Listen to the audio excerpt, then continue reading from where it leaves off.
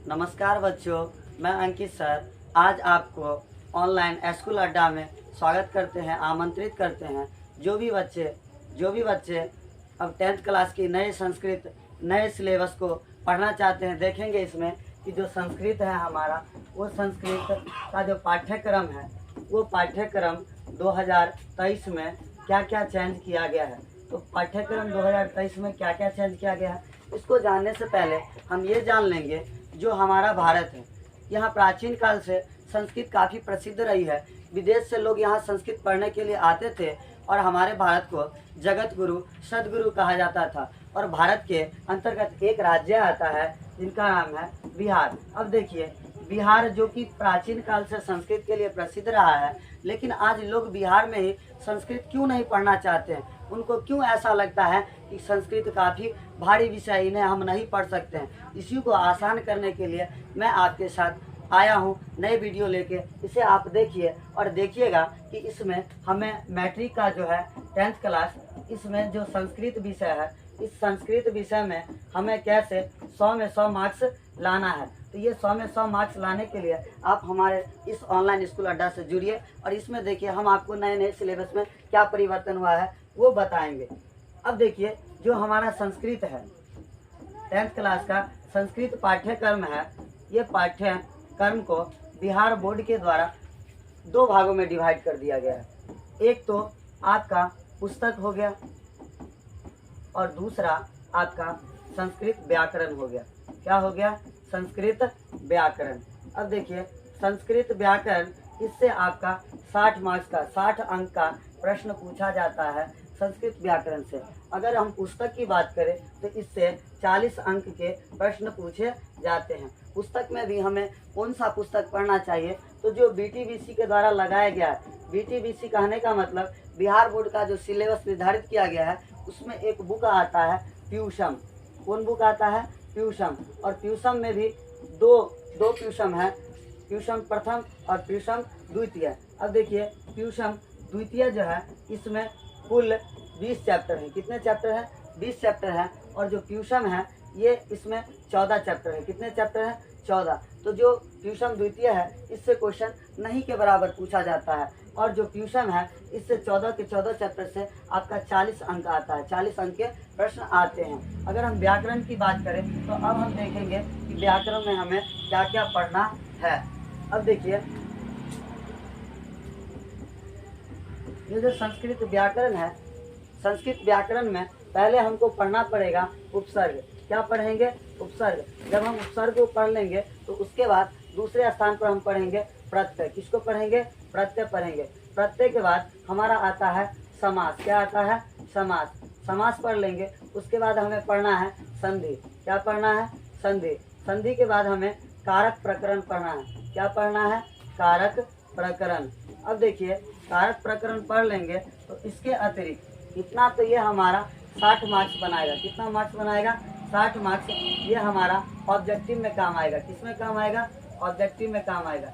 इसके अतिरिक्त अगर हम देखें तो इसके अतिरिक्त हमें पहला जो पढ़ना पड़ेगा वो पत्र लेखन। क्या पढ़ना पड़ेगा? पत्र लेखन। और पत्र लेखन के बाद दूसरा हमें पढ़ना पड़ेगा, उसे कहेंगे, रुकिए तो वीडियो रुकिए।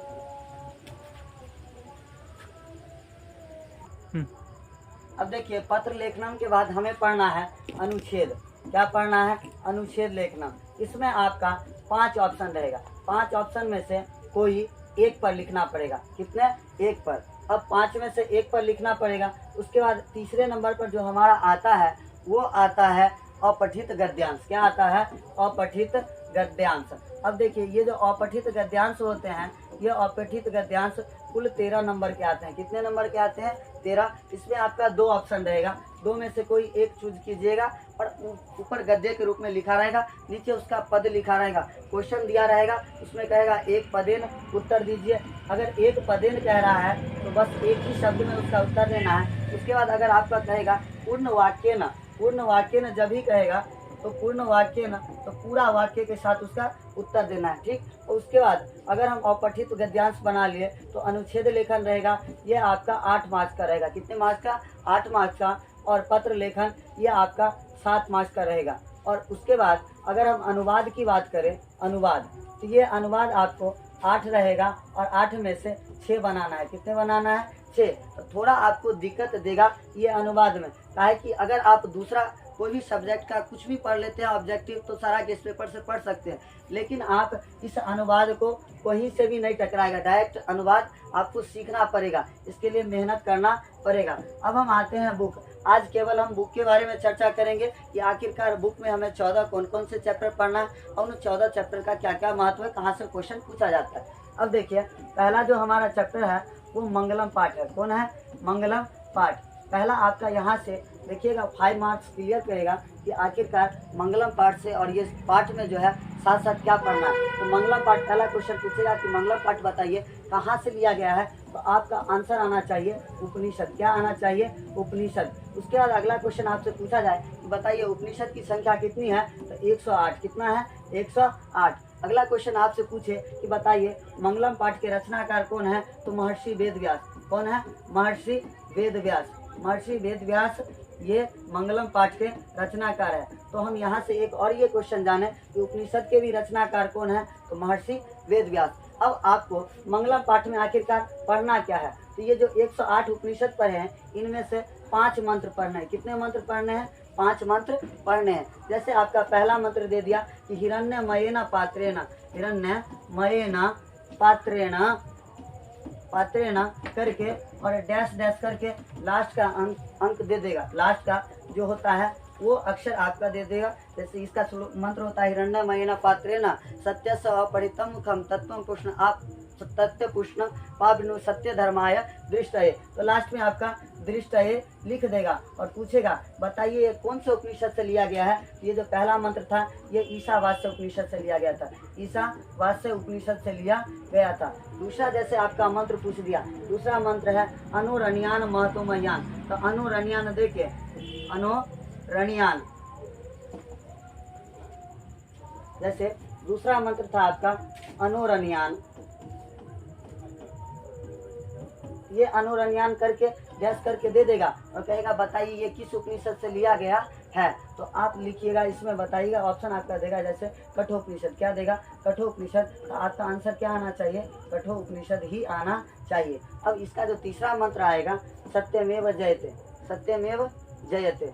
तीसरा जो आपका आएगा सत्यमेव जयते, तो सत्यमेव जयते ये ब्रह्मा का लकीर है, प्रत्येक बार पूछता है और हो सकता है तो इस बार भी पूछेगा। ये सत्यमेव जयते पूछेगा, ये जो लाइन है किस उपनिषद से लिया गया है, ये मुंडको उपनिषद से लिया गया है। कहाँ से लिया गया है? मुंडको उपनिषद से लिया गया है। अब आपका जो चौथा मंत्र आता है यथा नद्या सनमाद समुद्रे अस्तम गच्छन्ति नाम रूपे विहाय तथा विद्वान नाम रूपात विमुक्ता परात परम किमुपैति दिव्यम। तो यथा नद्या यहाँ पे लिख देगा, यथा नद्या लिख के उसके बाद डैश करके लास्ट में पूछेगा कि बताइए यह जो मंत्र है किस उपनिषद से लिया गया है। तो यह भी मंत्र कठोपनिषद से लिया गया है। कहाँ से लिया गया है? कठोपनिषद से लिया गया है। अब हम लास्ट मंत्र की बात करें तो लास्ट मंत्र है वेदा ही मेतम पुरुषम महांतम, वेदा ही मेतम पुरुषम महांतम, वेदा ही मेतम पुरुषम महांतम।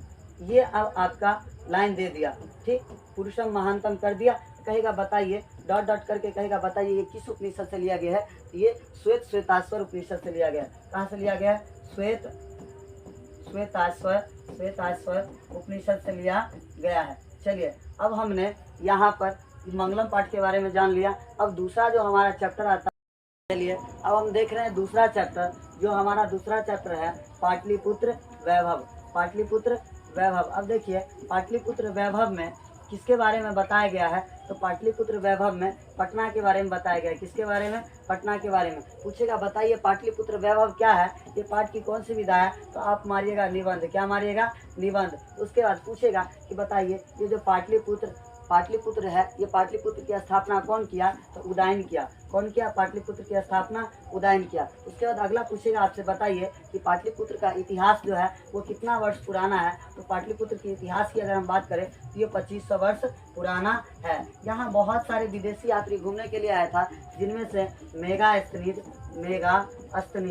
एक मेगास्थनीज का नाम आता है। तो मेगास्थनीज को इन्हें यूनान का राजदूत कहा जाता है। क्या कहा जाता है? यूनान का राजदूत कहा जाता है। ये पूछेगा मेगास्थनीज किसके दरबार में आया था, तो चंद्रगुप्त मौर्य के दरबार में आया था, चंद्रगुप्त मौर्य के दरबार में आया था। अगला क्वेश्चन अगर आपसे पूछे कि बताइए मौर्य वंश के संस्थापक कौन थे, तो चंद्रगुप्त मौर्य। उसके बाद अगला यहीं पर देखते जाएंगे कि आगे बहुत सारे विदेशी यात्री मेगास्थनीज के साथ साथ फायान आया, फायान के बाद वैनसंग आया, वैनसंग के बाद बहुत सारे चीनी यात्री आए घूमने के लिए ये पाटलिपुत्र में। और यहाँ पे बहुत सारे कवि हुए जिनमें एक का नाम आता है दामोदर गुप्त।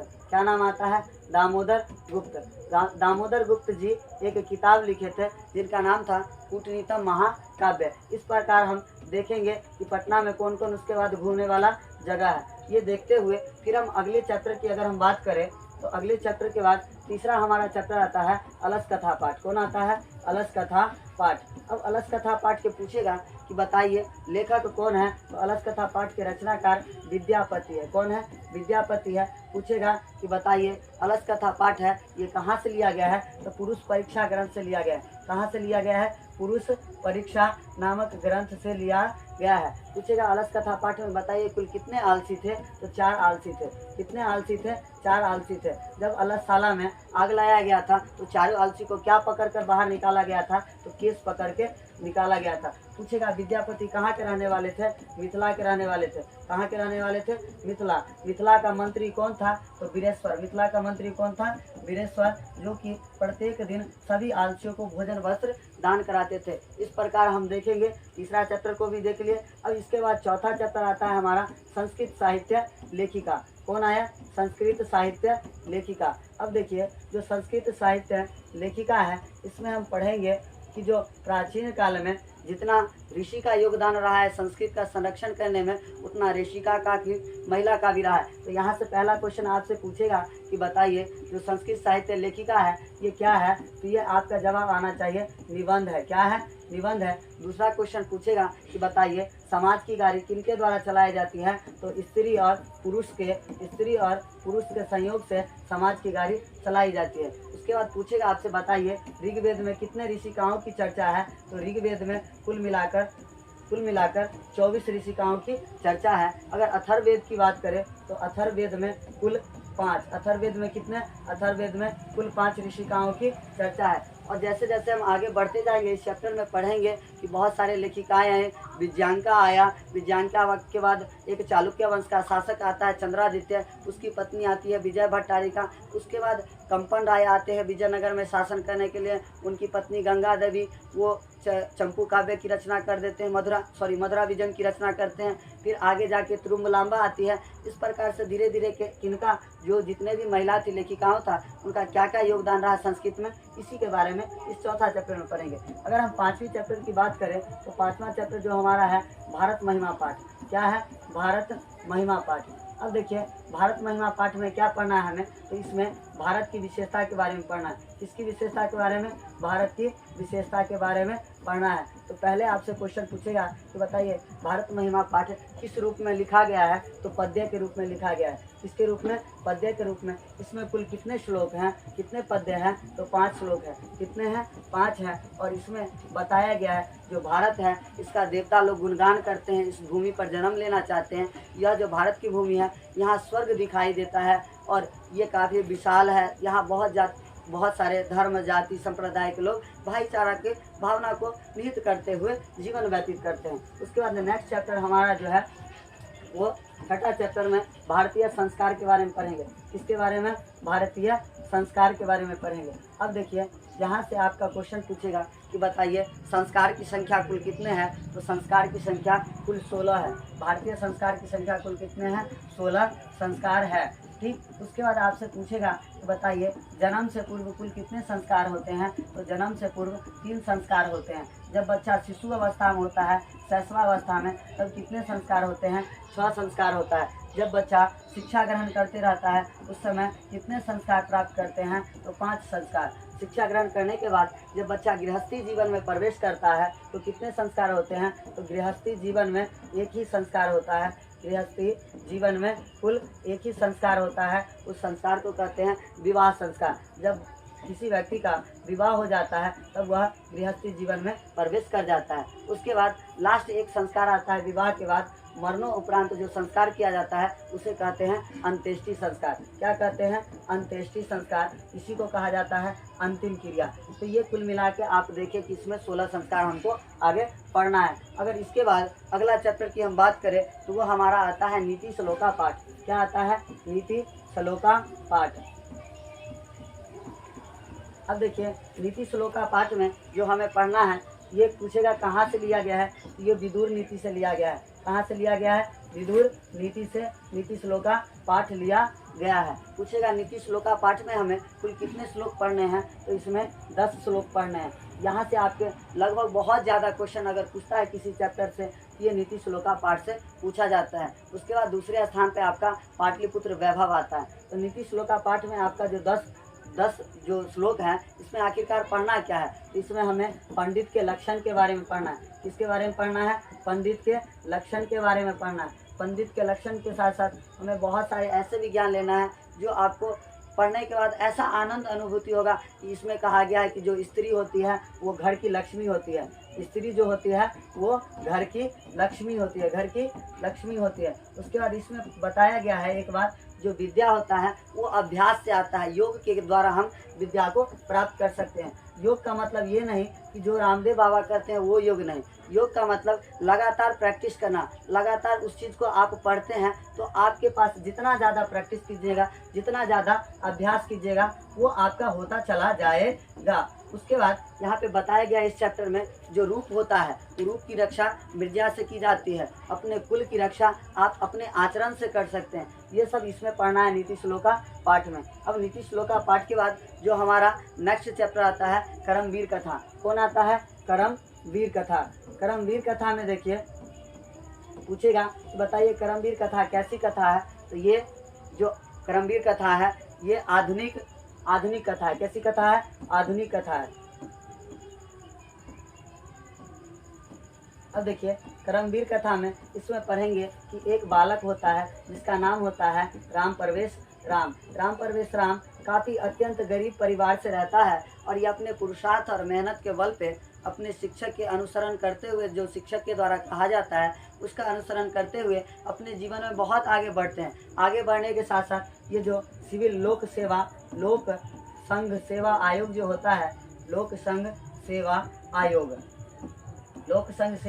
आयोग होता है, जिसे आप लोग आमतौर पर यूपीएससी कहते हैं। ये एग्ज़ाम क्वालिफाई कर जाता है और अपने गांव, राज्य, देश सब का नाम रोशन करता है। इसके बाद अगर हम अगली चैप्टर की बात करें, नेक्स्ट चैप्टर वो है हमारा स्वामी दयानंद पाठ। क्या है? स्वामी दयानंद पाठ। स्वामी दयानंद पाठ पूछेगा ये बताइए क्या है? तो ये निबंध है। क्या है? निबंध है। उसके बाद स्वामी दयानंद का पूछेगा कि ये आर्य समाज की स्थापना कौन किया था? तो आर्य समाज की स्थापना स्वामी दयानंद किए थे। कौन किए थे? आर्य समाज की स्थापना स्वामी दयानंद किए थे।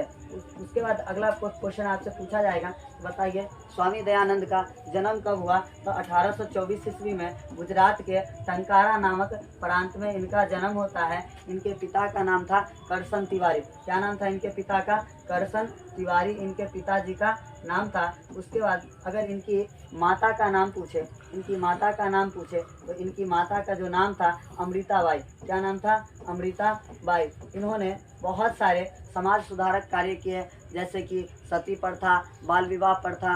उसके बाद जितने भी कुरीतियाँ, पहले पुराने ज़माने में क्या होता था, अगर कोई स्त्री का पति मर जाता था तो उस स्त्री को उसके पति के साथ चिता पर डाल के जला दिया जाता था। तो इन सभी प्रथाओं को दूर करने में सबसे ज़्यादा योगदान दिए कौन? स्वामी दयानंद। इन्होंने एक पुस्तक की रचना कर दिया। उस पुस्तक का नाम था सत्यार्थ प्रकाश। क्या नाम था पुस्तक का?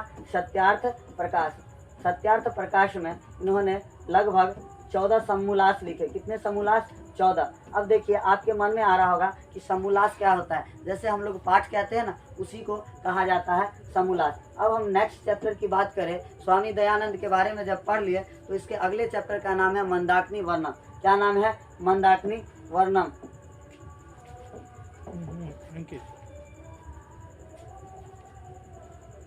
अगले चैप्टर का नाम है मंदाकिनी वर्णम पाठ। मंदाकिनी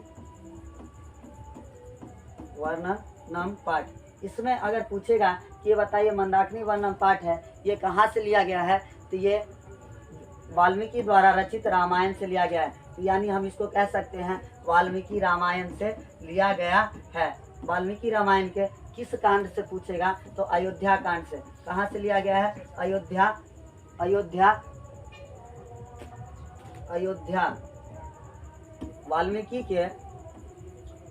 वाल्मीकि रामायण के अयोध्या कांड से लिया गया है। उसके बाद पूछेगा कि बताइए जो मंदाकिनी वर्णन पाठ थे, इसके बारे में जो हम पढ़ रहे थे, मंदाकिनी वर्णन पाठ, इसमें पूछेगा और किसने चर्चा किया मंदाकिनी वर्णन पाठ का, तो कालिदास जी थे। कालिदास ने अपने पुस्तक रघुवंशम महाकाव्य, कालिदास के एक पुस्तक है जिनका नाम है रघुवंशम महाकाव्य।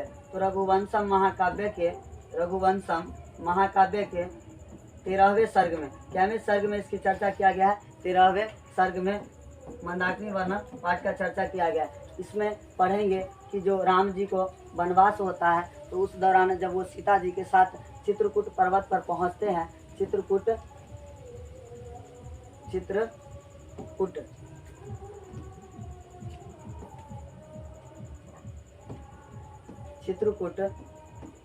पर्वत के पास जाते हैं तो वो दिखाते हैं कि जो नदी है उसका कैसा मनमोहक दृश्य है। वहाँ कैसे जो ऋषि लोग हैं स्नान करते हैं, जो हिरण के झुंड है वो पानी पीने के दौरान उस नदी के पानी को, जल को गंदा कर देता है। तो यही सब के बारे में, दृश्य के बारे में हम पढ़ने वाले हैं। उसके बाद अगला जो चैप्टर आता है वो है हमारा व्याघ्रपथिक कथा। कौन है? व्याघ्रपथिक कथा।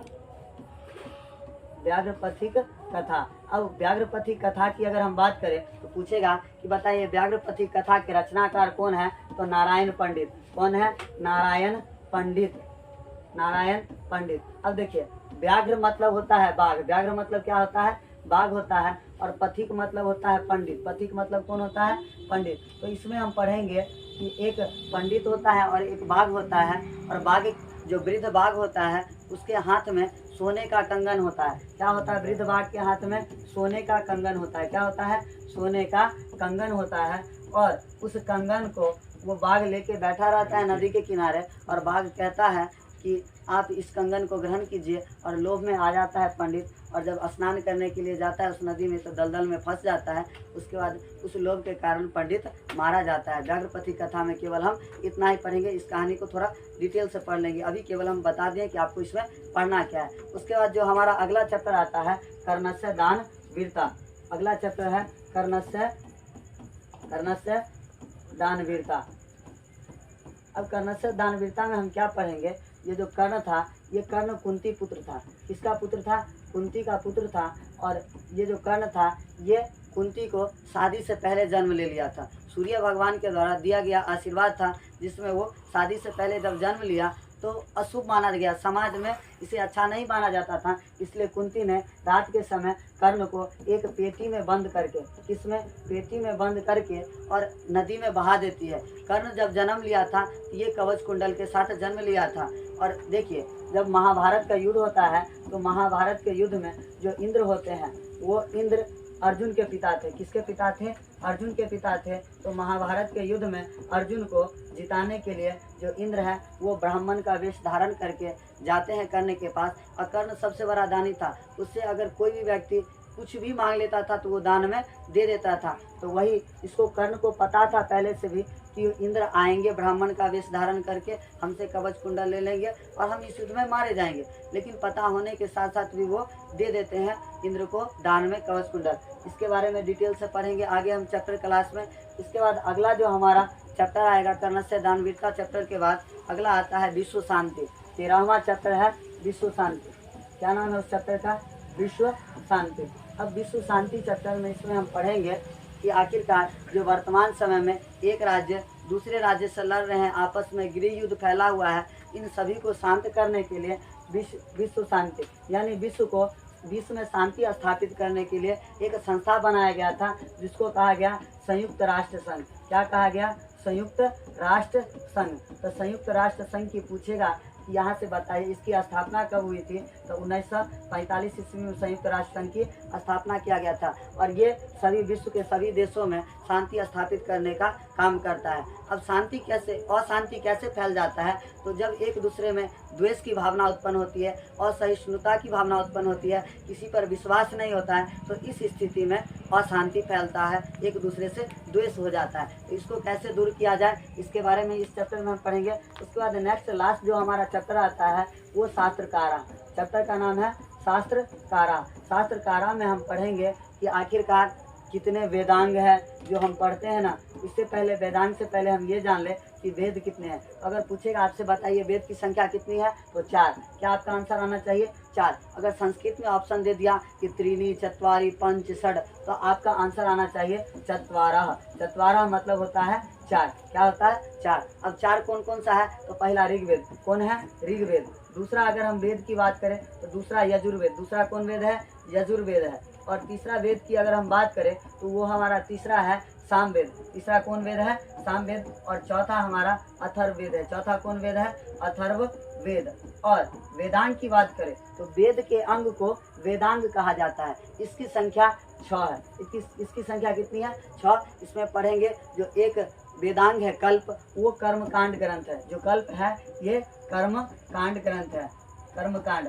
और इसी में हम पढ़ेंगे वेदांग के साथ साथ आखिरकार दर्शन की संख्या कितनी है। दर्शन तो भारतीय दर्शन की संख्या 6 है, जिसमें हम प्रत्येक दर्शन के रचनाकार कौन है, कौन वेदांग के रचनाकार है, इसका क्या महत्व है, इस सभी के बारे में ये शास्त्रकारा चैप्टर में पढ़ेंगे। आज का के लिए इतना ही वीडियो काफ़ी है, फिर आगे हम मिलते हैं आपसे।